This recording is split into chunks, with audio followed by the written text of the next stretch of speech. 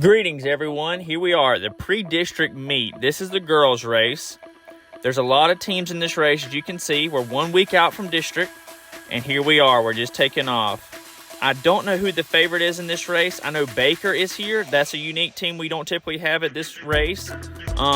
They're not in our district, but nonetheless, they have a couple good runners. You see one of them taking it off right here. You see Port St. Joe. Port St. Joe has a phenomenal girls team. I expect them to do really well today, especially from a team perspective. You see here the girl from Baker on the right. You see the three girls from Port St. Joe kind of spreading out evenly. I see another girl from Baker moving up here nicely. And they're taking it out moderately decent at this point.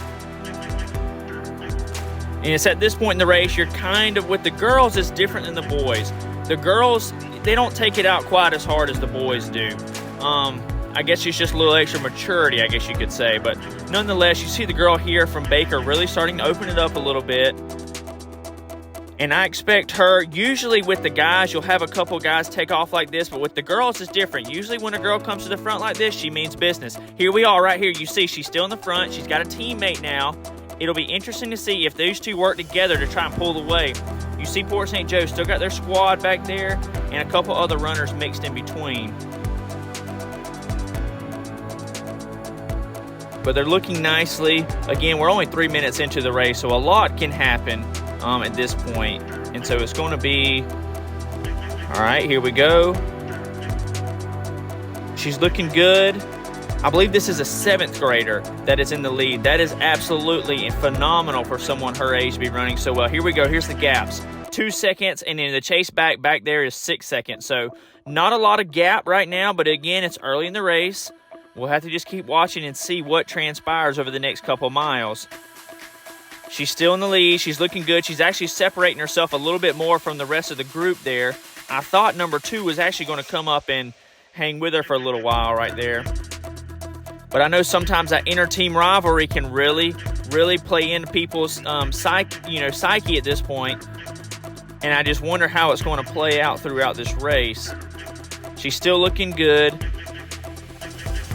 And here we are at the mile marker. They're going through 6:40s. That's not a terrible time. That's actually really good. So if they kept this pace up, they'd be in the high 20s to 21 minutes, which is phenomenal for a girl in high school cross country.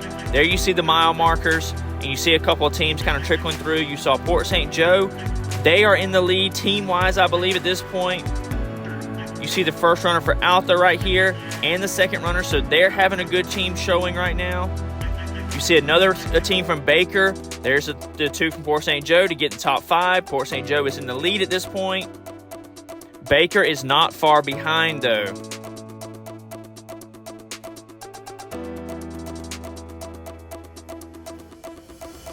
There's 2 more runners from Baker.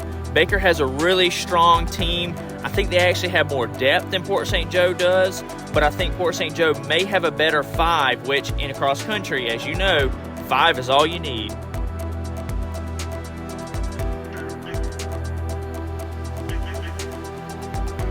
Here we got the first runner from Blountstown coming through, Abby DeVust. She's running well. She's tacked on to someone from Baker right there. Maybe they can continue to work together. You got another runner for Alpha.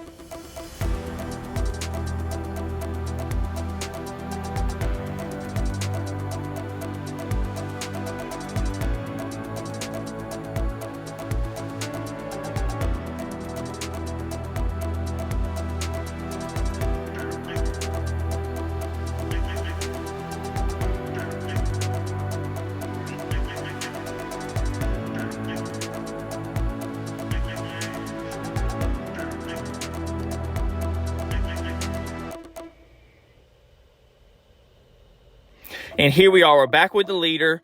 She's at 13 minutes right now. You see she's got a massive gap on number 2, so she is really looking good. She's looking comfortable. Look, 21 seconds. So she's put a good bit of time in on number 2, and the chase back is even farther back. So she's in a good place right now. She's looking strong. She's got a good knee lift. Her arms are pumping. I mean, she looks unstoppable right now in this race. You can barely even see number 2 back there. I don't even know if it's her teammate anymore, but we're going to hopefully see here at the 2-mile marker, and we'll see what the splits are.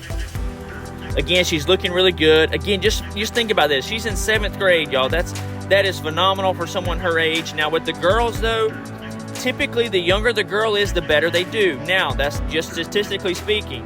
That is certainly not something that every single person adheres to. But here we go, the Mile 2 rankings. It's looking the same. Nothing's really changed too much.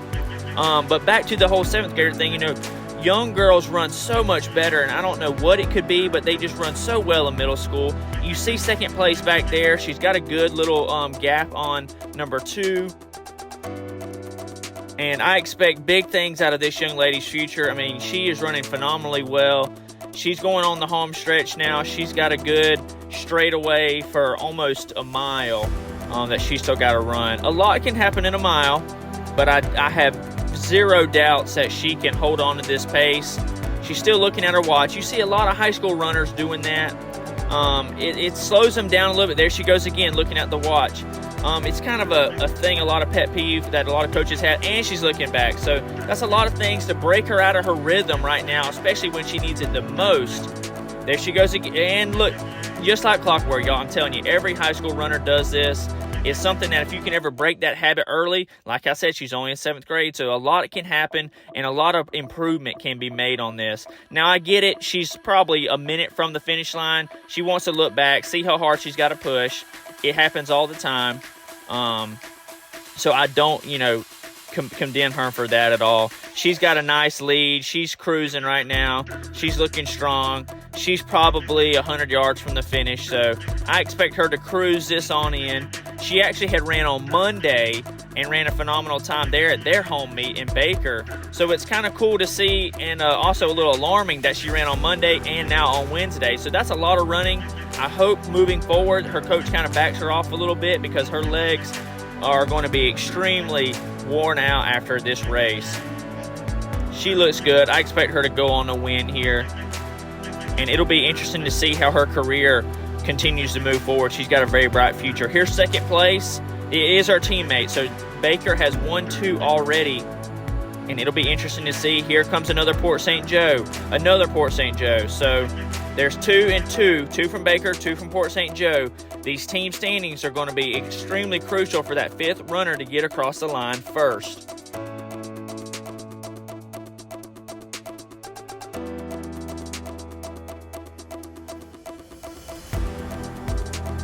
So 5th place was Baker. So that's 3 runners for Baker right here. And wow, she's really taken off there. Freeport had a nice runner come in. That's a good, respectable time, especially for ladies in high school.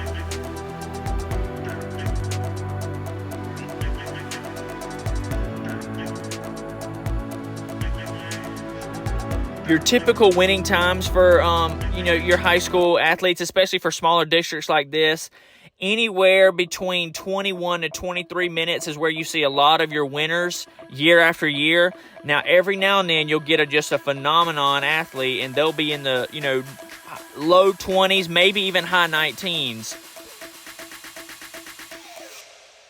And that is when you truly see, here's another runner from Port St. Joe. It's going to be a tight finish for the girls. It's going to be between Port St. Joe and Baker at this point. Here's another runner from Freeport, though.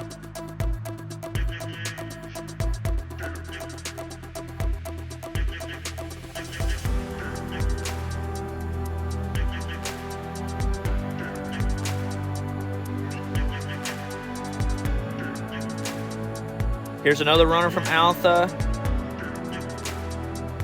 And here's another runner for Baker. It's going to be a tight race. Baker looks like they got a really strong showing right now. It's going to be up. There is the 5th place for Baker. Looks like Baker pulled it out on the girls' side.